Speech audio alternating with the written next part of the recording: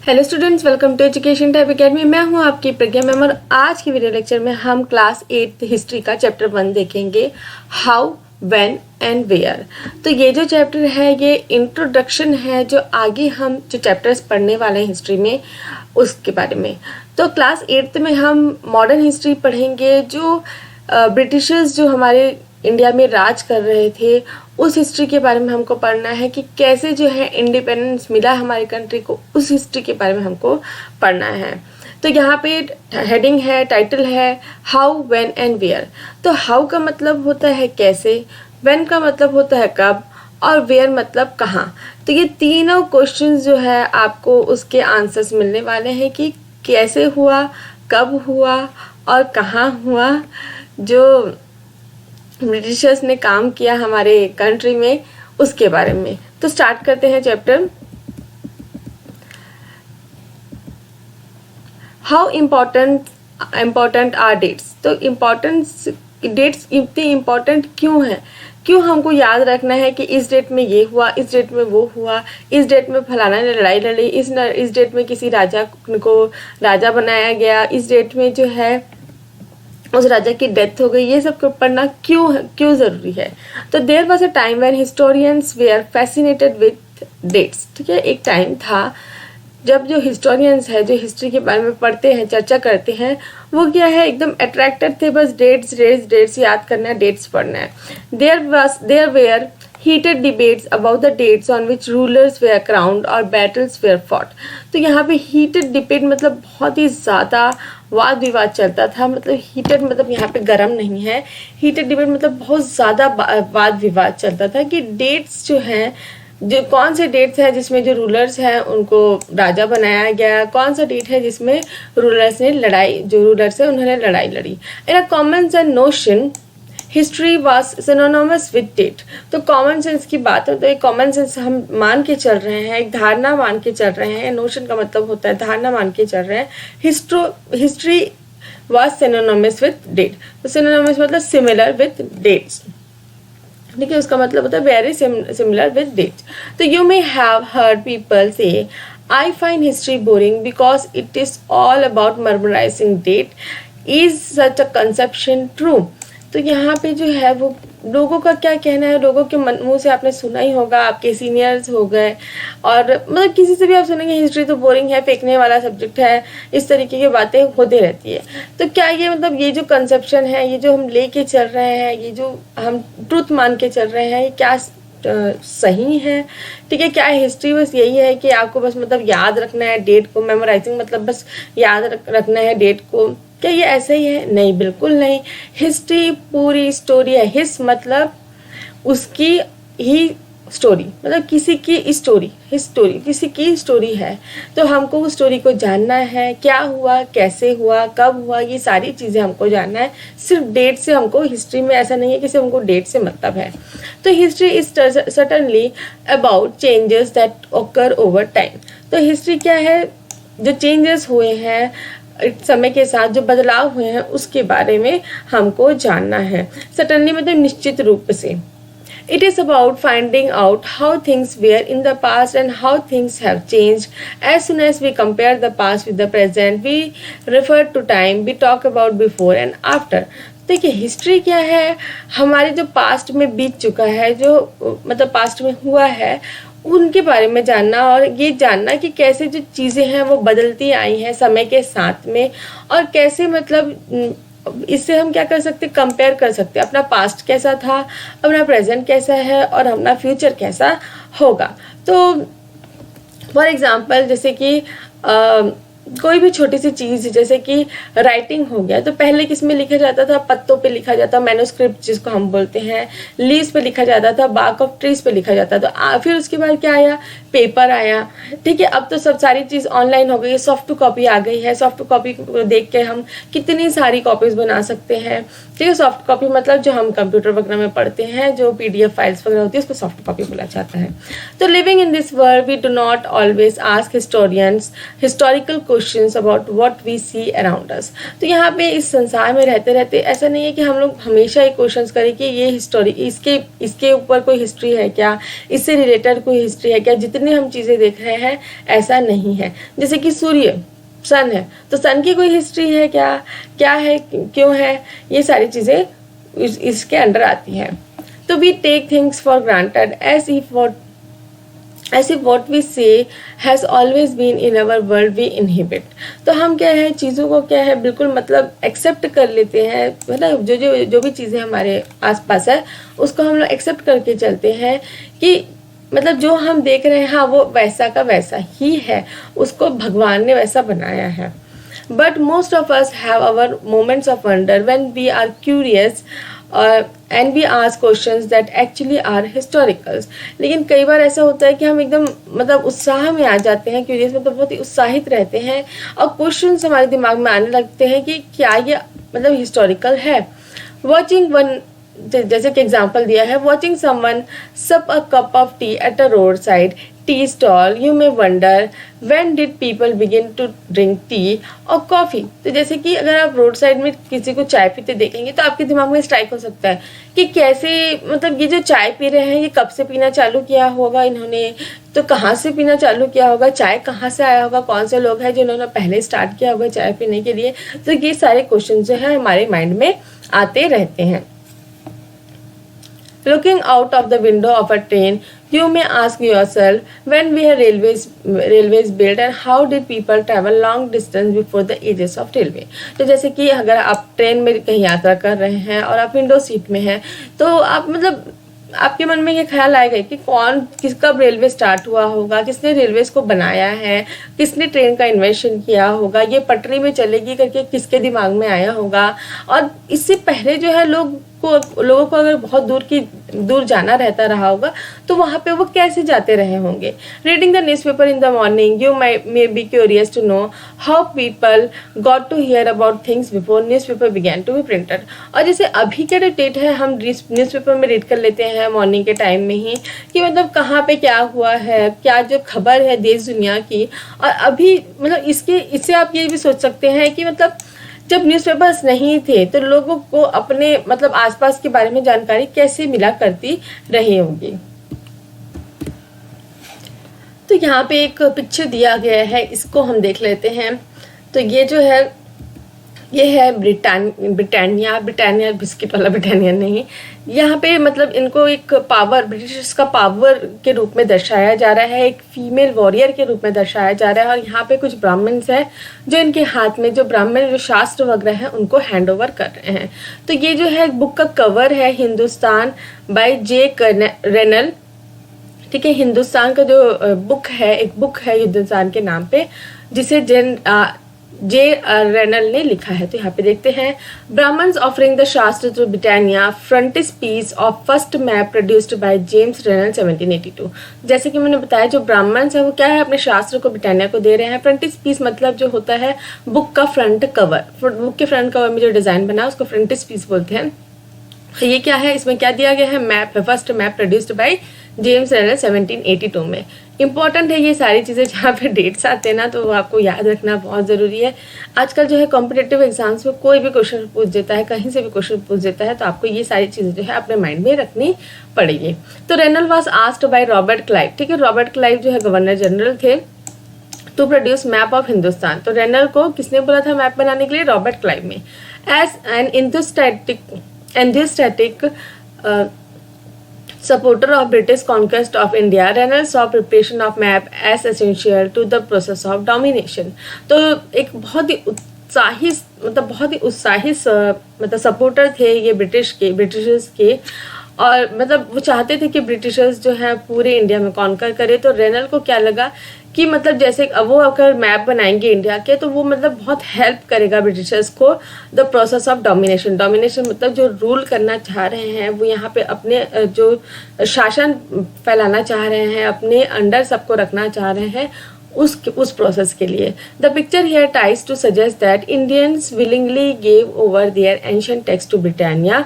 तो ब्रिटानिया क्या है, the symbol of British power, as if asking her to become become the protector of Indian culture. तो इस picture से क्या सजेस्ट हो रहा है कि भाई इंडियंस ने अपनी मर्जी से, विलिंगली मतलब अपनी मर्जी से, जो उनका जो एंशिएंट टेक्स्ट है, जो बुक है, उनके जो स्केयर टेक्स्ट है, उनको ब्रिटानिया को दे दिया। और ब्रिटानिया क्या है, सिंबल ऑफ ब्रिटिश पावर है। और उनको ये मतलब ये भी दर्शाया जा रहा है कि हाँ भाई इंडियंस चाहते हैं कि वो जो इंडियन का कल्चर है उसको ब्रिटानिया प्रोटेक्ट करके रखे। All such historical questions refer us back to notions of time, but time doesn't have to be always precisely dated in terms of particular year or a month। ठीक है, particular मतलब एक किसी year और month को। तो यहाँ पे देखिए ऑल हिस्टोरिकल क्वेश्चन, सब सारे जो हिस्टोरिकल क्वेश्चंस हैं उसका ये मतलब नहीं है कि मतलब भाई हमेशा जो है वो एक ही टाइम में हो, एक ही ईयर में हो गया होगा, ये एक फिक्स्ड टाइम में ही हो गया। जैसे कि 9 जून 2022, मतलब कोई ऐसा नहीं है कि कोई कुछ चीज़ के बारे में हम बात कर रहे हैं वो इसी पर्टिकुलर डेट में हो गया होगा। तो इसका मतलब मैं आगे मतलब आपको क्लियर होते जाएगा बाय टाइम। ठीक है, तो मतलब समय के साथ ऐसा नहीं है कि मतलब कोई भी मतलब कुछ चीज़ें ऐसी हैं कि जिसका मतलब एक पर्टिकुलर ईयर या मंथ हम नहीं बता सकते हैं, वो मतलब समय के साथ धीरे धीरे होती आई है। Sometimes it is actually incorrect to fix precise date to process that happened over a period of time. तो यहाँ पे मतलब हम एक फिक्स्ड डेट नहीं बता सकते, जैसे कि चाय पीना, जो पहले हमने एग्जांपल देखा चाय। तो ऐसा तो नहीं है कि लोगों ने मतलब कोई एक पर्टिकुलर डेट था उसी डेट से चाय पीना स्टार्ट कर दिया। सारे जो इंडियंस हैं उन्होंने एक डेट में मतलब बस सबके सब चाय पीना स्टार्ट कर दो, ऐसा तो हो नहीं सकता। ये क्या है, इसको टाइम लगा होगा, 1 साल 2 साल 3 साल 10 साल कि लोगों ने टी को एक्सेप्ट कर दिया अपने जो डेली लाइफ है उसमें। तो people in India did not begin drinking tea one fine day, they developed a taste for over the time। जैसे कि मैंने बताया कि एक दिन में उन्होंने चाय पीना नहीं सीखा, क्या है जो टेस्ट है वो समय के साथ आते गया। There can be no one clear date for the process such as this। Similarly, we cannot fix one single date on which British rule was established or Indian national movement started or changes took place within the economy and society। तो वैसे ही जो है कोई single date हम ये नहीं fix नहीं कर सकते। जब ब्रिटिशर्स ने जो रूल करना स्टार्ट किया, मतलब एस्टैब्लिश कर लिया, रूल करना स्टार्ट किया नहीं, रूल एस्टैब्लिश कर लिया, ये इसका कोई फिक्स डेट नहीं है। और इंडियन नेशनल मूवमेंट जो है, जो आज़ादी की लड़ाई है, वो कब स्टार्ट हो गई उसका भी कोई फिक्स टाइम नहीं है। और जो चेंजेस जो है वो जो चेंजेस हो रहे हैं इकोनॉमिक और सोसाइटी में, उसका भी कोई सिंगल डेट नहीं है। All this things happen over stretch of time. तो एक थोड़े से मतलब समय के साथ ये आगे बढ़ता गया, एक स्ट्रेच ऑफ टाइम मतलब कुछ टाइम पीरियड में ये सारी चीज़ें हुई। We can only refer to the span of time an appropriate period over which particular changes become visible. तो यही चीज़ बताया जा रहा है कि मतलब एक स्पैन ऑफ टाइम में ये सारी चीज़ें हुई हैं, एक अप्रोप्रिएट पीरियड में ये टाइम हुआ है, मतलब उस समय का जो अप्रोप्रिएट पीरियड है, जो मान्य पीरियड है, उसमें ये सारी चीज़ें जो हैं हुई हैं।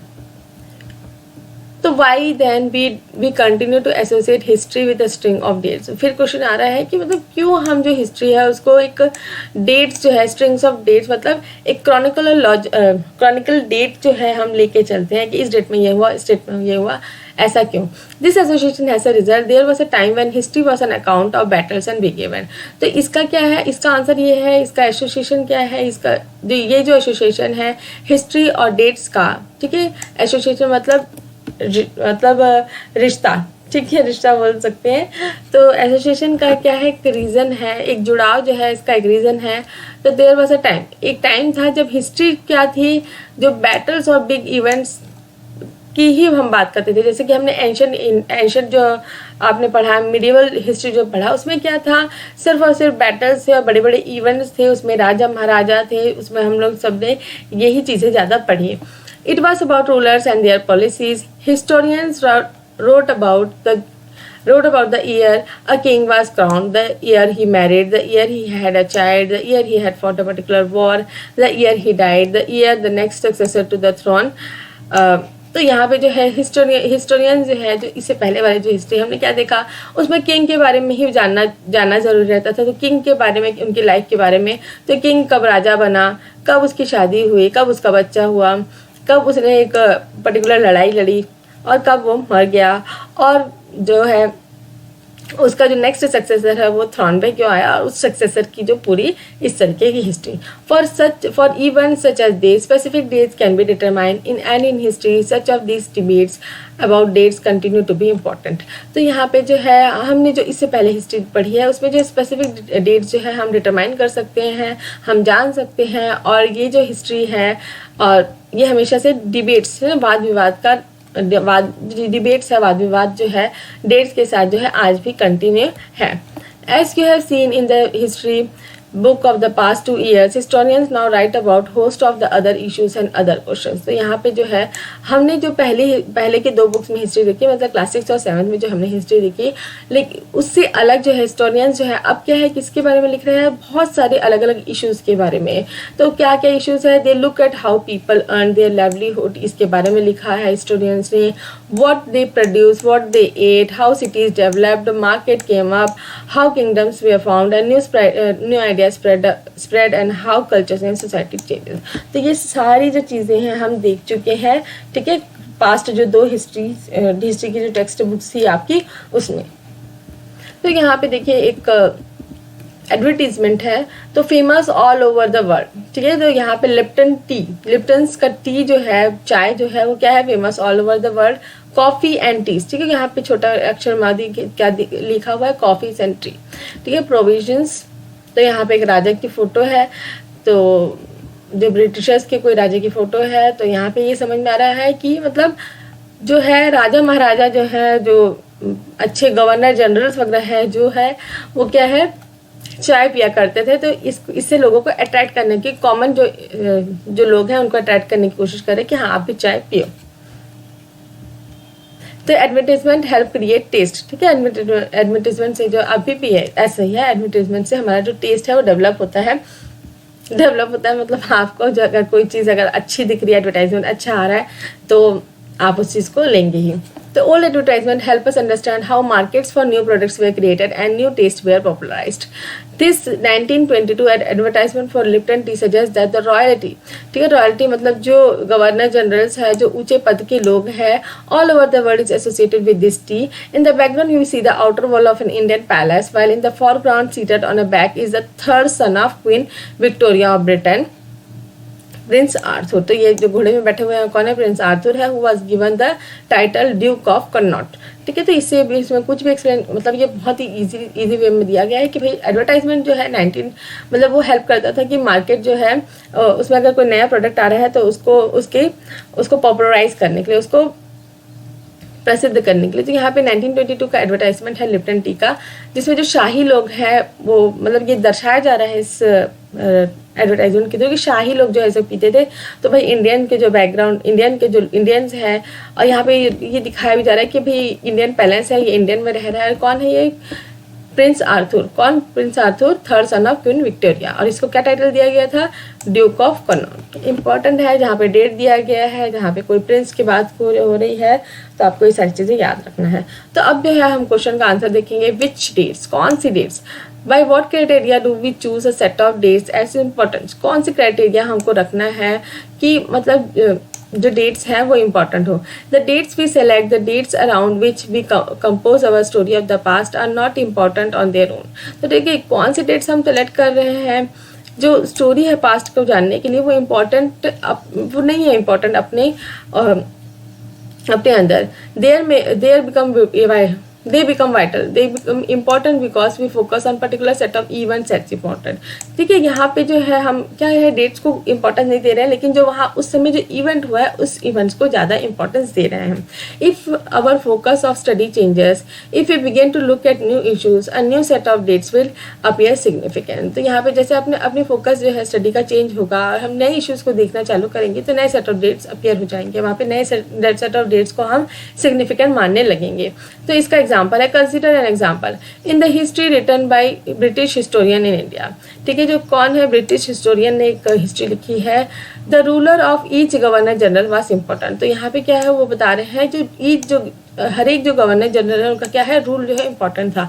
तो this history began with the rule of, तो ये जो हिस्ट्री है वो किससे स्टार्ट होती है, फर्स्ट गवर्नर जनरल कौन था, वैरेन हेस्टिंग, बहुत ही इंपॉर्टेंट है, कई बार एग्जाम्स में पूछा जाता है।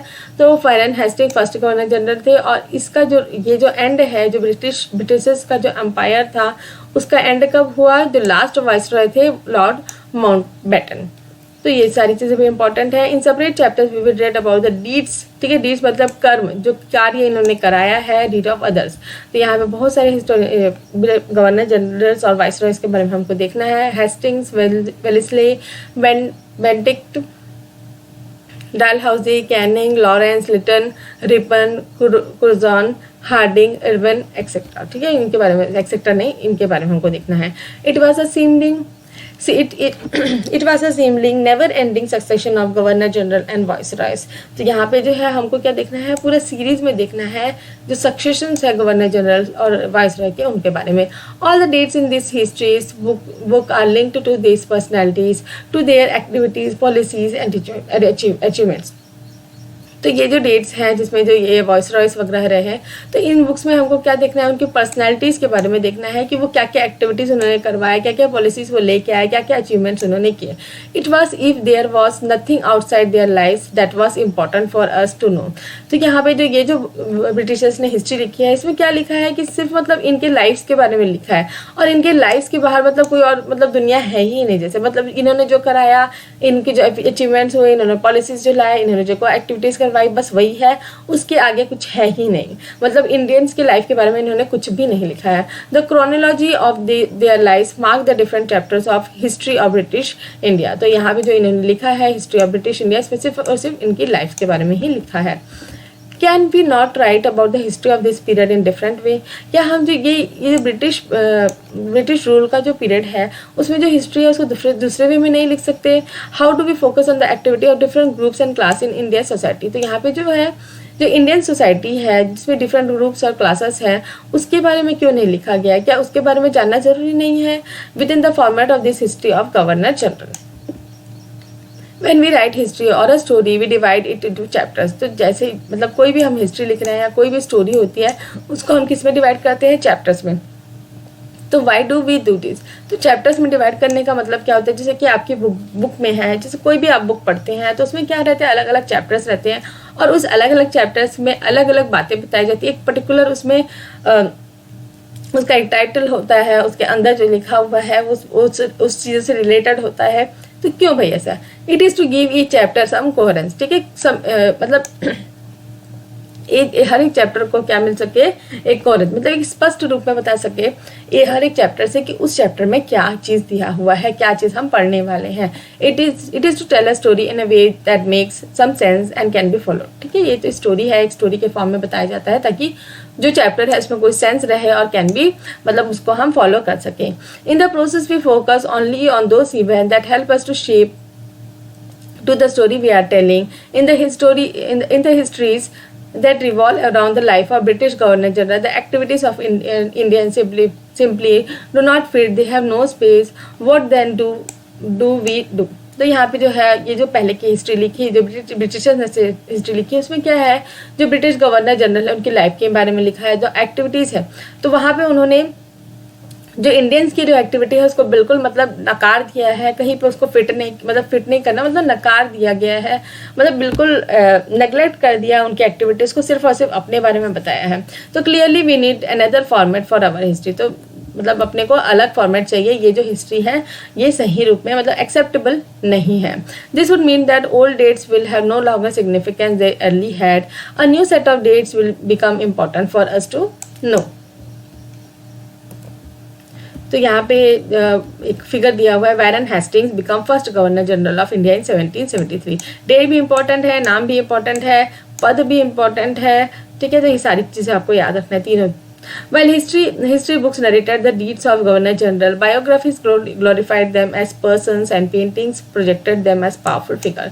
तो जो है हिस्ट्री बुक्स जो है क्या है वो सिर्फ गवर्नर जनरल ने जो काम किया उसके बारे में बताता है, लेकिन उनकी जो बायोग्राफी है इसमें जो उसमें क्या है बहुत सारे लोगों के बारे में बताया गया है जो इनकी बायोग्राफीज है, और पेंटिंग्स इससे क्या पता चलता है बहुत ही पावरफुल फिगर हुआ करते थे। तो हाउ डू वी पीरियडाइज, ठीक है, पीरियडाइज मतलब हम क्या है, जो भी कोई सब्जेक्ट है जैसे हिस्ट्री है उसको अलग अलग जो है कैसे डिवाइड करके अलग अलग चैप्टर्स में हम कैसे डिवाइड करेंगे।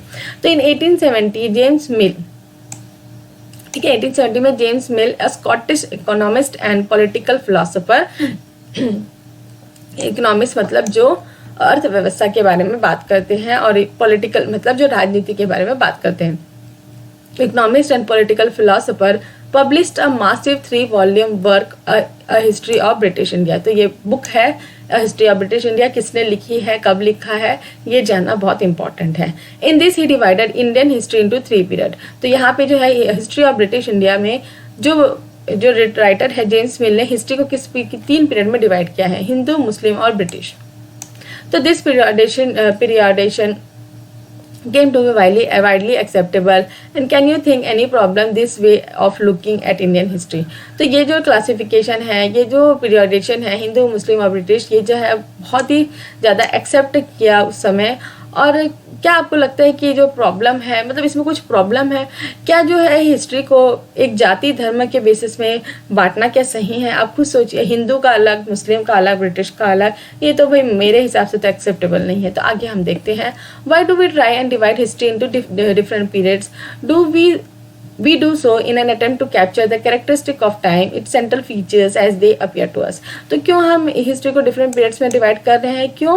क्योंकि हम क्या करना चाहते हैं, जो एक समय में क्या क्या कैरेक्टरिस्टिक्स थे और उनमें सेंट्रल फीचर्स क्या थे, कौन कौन लोग थे जो हमारे सामने आएंगे, ये सारी चीज़ों को हम मतलब अलग अलग भाग में बांटते हैं। So the terms through which we periodise that is demarcate, ठीक है, डीमार्केट का मतलब होता है मतलब टू शो और mark the limits of something, जो कोई लिमिट्स है ना, जो किसी के लिमिट्स हैं उनको हम दर्शाने की कोशिश करते हैं। The difference between the periods where difference between the periods become important, they reflect our ideas about the past, they show how we see the significance of the change from one period to next. तो इसमें क्या दर्शाया जाता है, significance जो है, changes आ रहे हैं एक पीरियड के बाद नेक्स्ट जो पीरियड है उसमें क्या क्या चेंजेस आ रहे हैं, वो सारी चीज़ें हमको जानना है। तो जो जेम्स मिल है thought that all Asian societies were at lower level of civilization that Europe. तो जेम्स मिल ने क्या मतलब अपने धारणा थी उनकी कि जो एशियन सोसाइटी है, जो एशियन कंट्रीज हैं, वो क्या है, बहुत ही लोअर लेवल ऑफ सिविलाइजेशन, मतलब वो सिविलाइज्ड नहीं है, गंवार टाइप के हैं। जो यूरोपियन जो है वो काफ़ी मतलब एफ्लुएंट है, बहुत रिच है, उनके पास बहुत सारे तमीज़ है, तहजीब है, बहुत सारा चीज़ है। और एशियन सोसाइटी जो लोग हैं बहुत ही लोअर कैटेगरी के हैं। According to his telling of history before the British came to India, Hindu Muslim despots rule the country. तो यहाँ पे उन्होंने क्या बताया है कि ब्रिटिशर्स के आने के पहले तो हिंदू और मुस्लिम डिस्पोट्स थे। डिस्पोट्स मतलब होता है a ruler with great power, especially one who uses internet cruel भी, बहुत ही जो निर्दयी जो राजा होते हैं ना, उनको डिस्पोट्स कहा जाता है। तो religious intolerance, caste taboos and superstitious practice. तो रिलीजन इंटॉलरेंस मतलब एक जो रिलीजन वाला है, जैसे हिंदू है मुस्लिम को इंटॉलरेट करता था, मुस्लिम है जो हिंदू को पसंद नहीं करता था, और कास्ट सिस्टम जो है, कास्ट टैबूस है ना, वो सारी चीज़ें यहाँ पे प्रिवलेंट थी। जैसे कि ब्राह्मण वाला जो हमने देखा था, ब्राह्मण क्षत्रिय वैश्य शूद्र वाला जो सिस्टम था वो ज़्यादा यहाँ पे प्रोमिनेंट था। और सुपरस्टिशन, ठीक है, सुपरस्टिशन बहुत सारे जो गलत जो प्रथाएं हैं वो सारी चीज़ें यहाँ पे डोमिनेट करती थी यहाँ का सोशल लाइफ को। तो सुपरस्टिशियस प्रैक्टिसेस में एक एग्जांपल है सती सिस्टम, जो हमने इससे पहले वाले चैप्टर में देखा था। ब्रिटिश रूल मिल